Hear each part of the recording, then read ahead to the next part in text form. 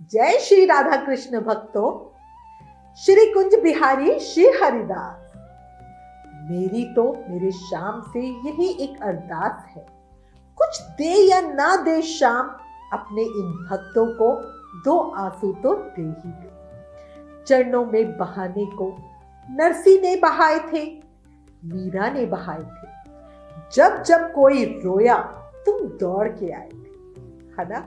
श्री कुंज बिहारी श्री हरिदास। और तभी कहती हूँ कान्हा के प्रेम में रोना अच्छा है। आज की ये वीडियो कोई कल्पना नहीं है, कोई कहानी नहीं है, कोई बनावटी कहानी नहीं है, बल्कि एक सच्चे भक्त के जीवन में घटी हुई एक सत्य घटना है। एक ऐसी कहानी जो प्रेम, विश्वास, समर्पण और अहंकार के विसर्जन का अर्थ सिखा देती है। आप भक्तों जरा प्रेम सागर में गोते लगाओ और एक दृश्य अपने मन में लाओ। सोचो आप वृंदावन की पावन गलियों में घूम रहे हो। श्री बांके बिहारी जी का मंदिर आपके सामने है। भीतर से दर्शन करके एक छोटा सा बालक बाहर आ रहा है। बाहर एक गौ माता खड़ी है। उस नन्हे से बालक के मन में एक बड़ी सी इच्छा जागी कि काश मैं गौ माता को कुछ घास खिला पाऊं, लेकिन उसकी जेब तो खाली है। बालक सोच ही रहा था कि वो क्या करे, और वो दौड़कर अपने पापा के पास गया और बोला कि पापा पापा पैसे दे दो। अब पिता का हृदय देखिए। पिता जानता है कि बेटे की इच्छा सेवा की है, दिखावे की नहीं, अपने किसी स्वार्थ की नहीं। पिता ने तुरंत ही जेब से 20 रुपए निकाले और बेटे को दे दिए और कहा, लो बेटा। बालक ने घास वाले अंकल से घास ली और गौ माता को प्रेम से खिलाने लगा। तो भक्तों, उस समय उस बालक के चेहरे पर जो आनंद होगा ना, वो आनंद किसी बड़े सुख से कम नहीं। और यही आनंद होता है आत्मज्ञानियों को, जब वो समाज को कुछ देते हैं, क्योंकि उन्हें पता होता है कि ये मेरा नहीं है, ये तो मेरे पापा ने मुझे दिया है ना। जिस तरह एक सामाजिक रूप में एक छोटे बालक को उसके पिता कुछ देते हैं, उसी तरह अगर आप इस ब्रह्मांड में देखोगे तो हमारे जो परम पिता है वो हम सबको देते हैं, ठीक है ना। अब ये आपके ऊपर निर्भर करता है कि आप उसका क्या करें। आप उसको अपने रोज के स्वार्थ के लिए, अपनी जरूरतों के लिए खर्च कर दो या समाज के कल्याण के लिए खर्च कर दो। जिस तरह उस बालक को पापा ने पैसे दिए, उसी तरह भगवान ने हमें शक्ति दी, ऊर्जा दी, ज्ञान दिया, पैसा दिया। और जब हम उस ज्ञान से, उस पैसे से समाज रूपी गौ का पोषण करते हैं, तब अहंकार अपने आप मिट जाता है और भाव जीवन में आ जाता है। तब समझ में आता है कि जो कुछ भी मेरे पास है वो सेवा के लिए ही है। और तभी श्री बांके बिहारी जी का प्रेम भी समझ में आता है। सही कह रही हूँ बंधुओं, बांके बिहारी जी से बड़ा प्रेम कोई हो ही नहीं सकता। उन्हें कुछ नहीं चाहिए, उन्हें बस आपका प्रेम, आपका भाव, आपका समर्पण चाहिए। और वो प्रेम ही देते भी है रिटर्न में, और प्रेम ही पाते भी हैं। अब इसी भाव को जीने वाली एक सच्ची कहानी सुनिए। दिल्ली में रहने वाली एक भक्त, उनका नाम है निशा जी। निशा जी के जीवन में बांके बिहारी जी ने ऐसी खुशियां भरी जिनकी आप कल्पना भी नहीं कर सकते। निशा जी बचपन से ही बांके बिहारी जी की भक्त रही हैं। क्यों? क्योंकि उनके दादा दादी, मम्मी पापा, पूरा परिवार बांके बिहारी जी महाराज का अनन्य भक्त है। जब भी घर के बड़े वृंदावन जाते थे तो निशा जी को साथ लेकर ही जाते थे, क्योंकि माँ बाप तो देखो जहां भी जाएंगे बच्चों को अपने साथ ही रखेंगे, और बच्चा भी वही देखता और सीखता है जो माँ बाप करते हैं। अब एकादशी हो या संडे की छुट्टी, घर में बस एक ही योजना बनती थी कि चलो आज बांके बिहारी जी के दर्शन करने चलते हैं। दर्शन करके लौटते तो घर में वही की बातें होती। आज तो बिहारी जी बहुत सुंदर लग रहे थे, उन्होंने ये पहन रखा था, ये हो रखा था, वहां पे ऐसा श्रृंगार हो रखा था, ऐसी सजावट हो रखी थी, बहुत ही सुंदर दर्शन हुए थे, प्रसाद में ये मिला। हर समय से बिहारी जी की बातें। कभी कोई मेहमान आता था तो फिर वही चर्चा होती कि भाई हम तो बिहारी जी गए थे, बिहारी जी के दर्शन किए, उस समय वहां ऐसा हुआ था, ये हुआ था। और मेहमान भी भाव में ही कहते थे कि सच है बांके बिहारी जी अपने भक्तों का साथ कभी नहीं छोड़ते। और पता है क्या होता है, बिहारी जी की कृपा को कहा सुना नहीं जाता, बिहारी जी की कृपा को महसूस किया जाता है। और वृंदावन जाने वाले हर भक्त को बिहारी जी महाराज की कृपा महसूस होती ही होती है। ऐसा नहीं है कि जहां हम रहते हैं कान्हा वहां नहीं है, बट वृंदावन की हवा में ही एक अलग आनंद है, एक अलग भक्ति है। अच्छा, ऐसी ही बातें देखते सुनते सुनते निशा जी बड़ी हुई। बांके बिहारी जी उनके मन में इस कदर बसे थे कि मैं बता नहीं सकती। तीज त्योहार पर वृंदावन जाना, राधे राधे की गूंज सुनना, यमुना किनारे का सुकून, ये सब निशा जी के जीवन का हिस्सा था। फिर समय का पंछी उड़ा, पढ़ाई पूरी हुई और कुछ महीनों में निशा जी की शादी एक सिख परिवार में हो गई। अब इसी समय का खेल कहो या पुराने कर्मों का पता नहीं क्या था, बट जब हमारे परिवार और संस्कार बदलते हैं तो जीवन में बहुत बदलाव भी आता है। अब माहौल बदल गया था। गुरुद्वारे में सेवा, सिमरन, नाम जाप, सब कुछ नया सा था। लेकिन निशा जी बहुत खुश थी क्योंकि उनके सास ससुर पति सब बहुत अच्छे थे और उनसे बहुत प्रेम करते थे। परिवार में बाहरी रूप से तो सब बहुत, जितना सोचा था उससे भी बहुत ज्यादा अच्छा था। फिर भी कहीं ना कहीं दिल के किसी कोने में बांके बिहारी जी महाराज की याद, वृंदावन, लड्डू गोपाल, ये सब चीजें बसी हुई थी और उसको निशा जी बहुत मिस करती थी। क्योंकि भक्तों, जिस माहौल में बचपन बीतता है ना, वो दिल से आसानी से निकल नहीं पाती। और भक्ति तो मैं कहती हूँ वो वायरस है जो एक बार घुस गया ना तो उसको तो शरीर से निकालना बड़ा ही मुश्किल होता है। कलयुगी अपने प्रपंच करता है और उसके ऊपर शायद कई बार समय की एक परत आ जाती है, बट फिर भी भक्ति हमारे मन में रहती रहती है। अच्छा, धीरे धीरे ये कमी निशा जी के चेहरे पर दिखने लगी। वो अपनी तरफ से पूरी कोशिश कर रही थी अपने सास ससुर को, परिवार को, पति को खुश रखने की। जैसे जैसे वो करते थे, जिन जिन चीजों को वो फॉलो करते थे, निशा जी भी पूरे मन और भाव से कर रही थी। गुरुद्वारा जाना, सेवा करना, नाम सिमरन करना, गुरुवाणी सुनना, वो सब कर रही थी। बट फिर भी कहीं ना कहीं जो उनके मन की चाह थी, इच्छा थी, वो उनके चेहरे पे दिखने लगी। सास ससुर ने पूछा कि बेटा उदास क्यों रहती हो, और पर निशा जी क्या कहें, उनको पास कहने के लिए कुछ भी नहीं था। और उनको लगता था कि पता नहीं मैं कहूंगी भी तो ये मेरी बात समझेंगे या नहीं समझेंगे, पर उनका मन कहीं ना कहीं अंदर से डगमगी था। एक दिन निशा जी ने अपने पति से कहा कि मैं घर में एक छोटा सा मंदिर मंगवाना चाहती हूँ। जब घर वालों ने पूछा तो निशा जी ने अपने दिल का सारा भाव खोलकर उन्हें बता दिया। सास ससुर ने तुरंत ही निर्णय लिया कि अगर हमारी बहू का मन बांके बिहारी जी में लगता है तो हम सब भी वृंदावन चलेंगे। इसमें क्या है, ये भी तो हमारे लिए गुरुद्वारे जाती है, हम भी वहां जाएंगे। मतलब वो भी कितने जेन्युइन बंदे की, कितने अच्छे से निशा जी के मन की बात को सुना, समझा। और इसी को मैं बच्चों का प्रेम कहती हूँ। ऐसा नहीं कि बहू बाहर की है तो आप उसको समझो नहीं, ठीक है। कुछ दिनों के बाद ही पूरा परिवार वृंदावन पहुंच गया। बांके बिहारी जी महाराज के बढ़िया दर्शन किए। पूरे परिवार ने पहली बार बिहारी जी महाराज को देखा था, इसीलिए शायद वो उनके रूप ऐश्वर्य को निहार रहे थे। कभी देखो, हम किसी बड़े से राजमहल में जाएं तो हम राजा से पहले ना उस महल की शानो शौकत में ही खो जाते हैं, है ना। लेकिन जो निशा जी थी वो देख रही थी सिर्फ अपने बिहारी जी को, और इसी से उनकी आंखों से टप टप टप टप आंसू बहे जा रहे थे।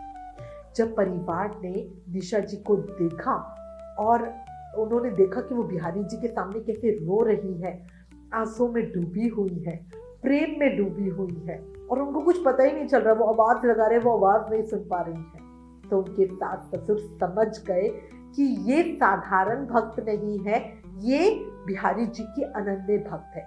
और देखो, भक्ति वो चीज होती है, प्रेम और विश्वास वो चीज होती है जिसको करवाई नहीं जाती है, वो अपने आप होती है।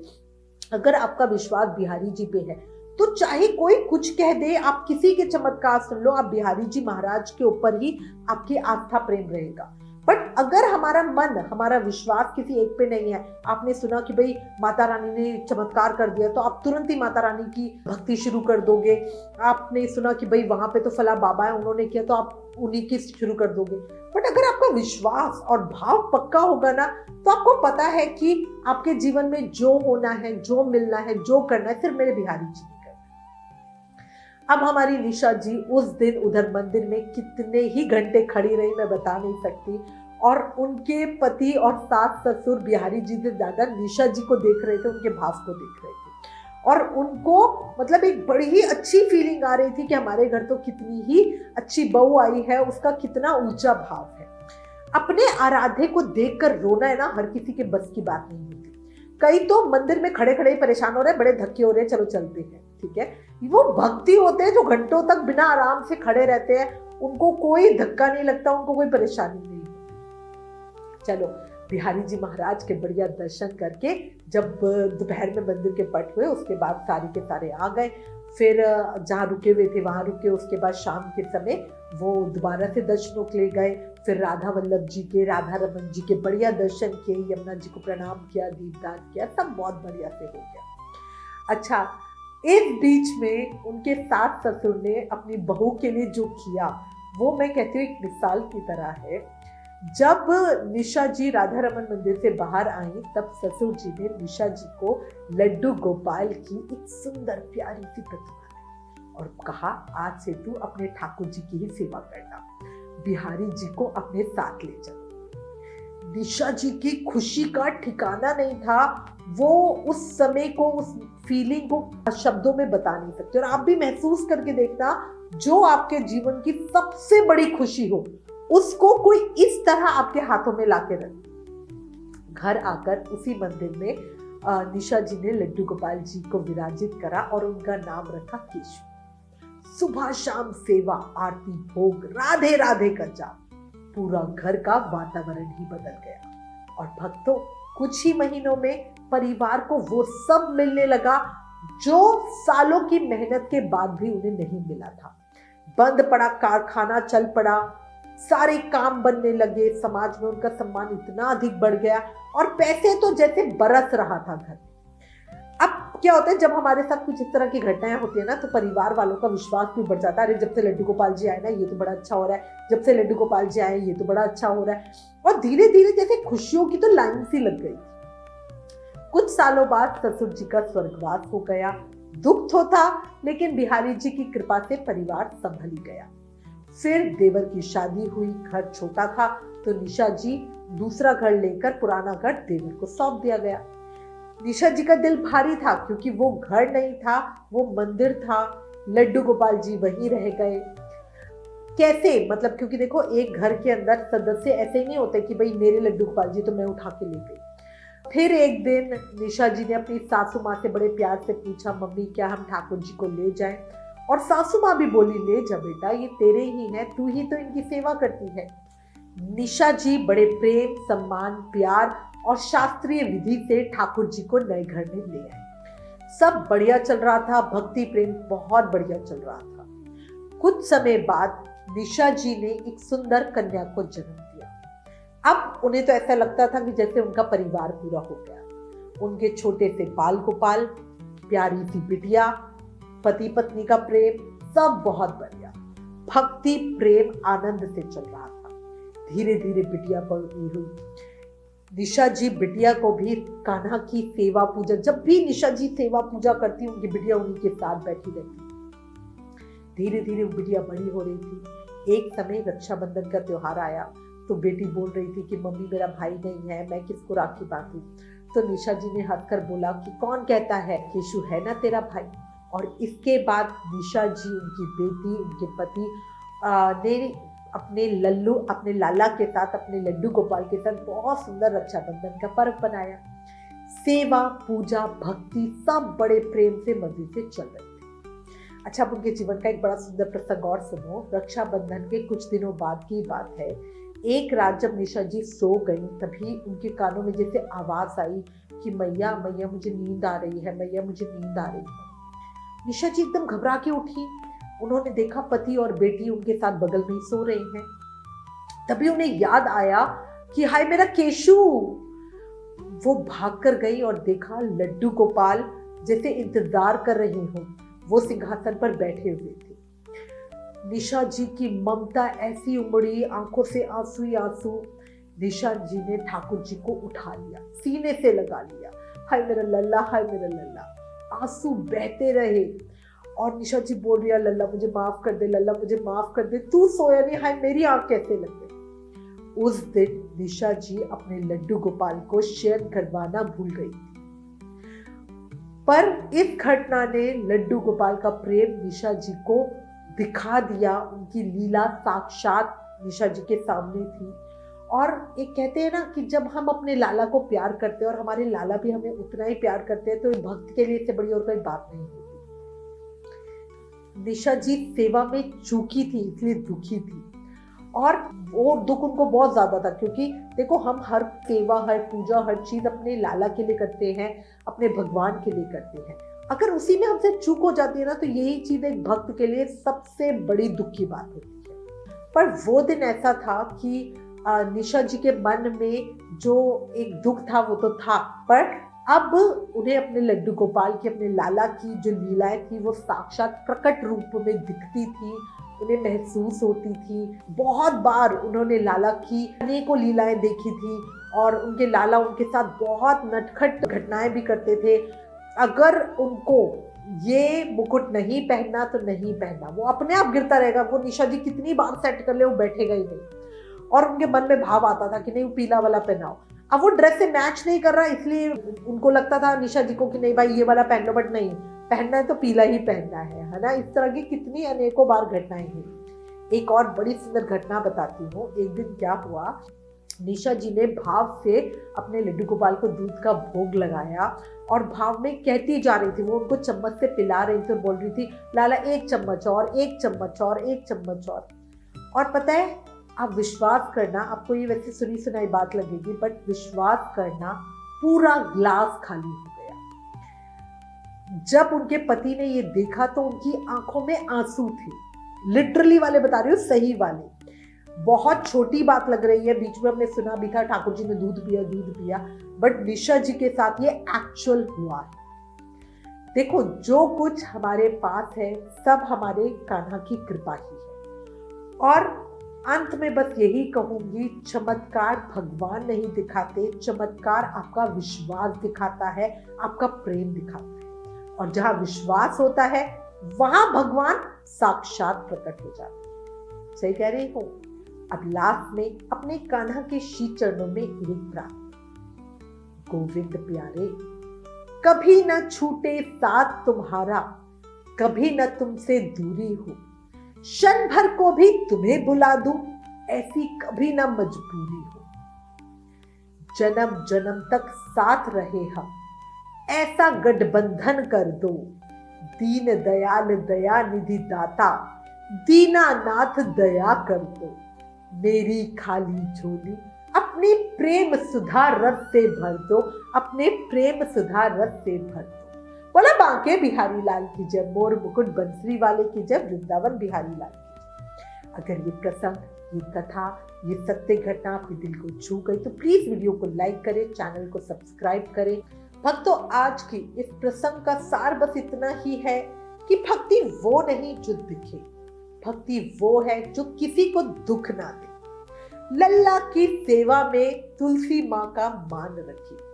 और अब अंत में मैं आप सब से हाथ जोड़कर प्रार्थना करती हूँ, ठाकुर जी की भक्ति कीजिए, लड्डू गोपाल की सेवा कीजिए, नाम जाप कीजिए और मेरे साथ प्रेम से बोलिए, बोला बांके बिहारी लाल की जय, लड्डू गोपाल की जय, जय जय श्री राधे।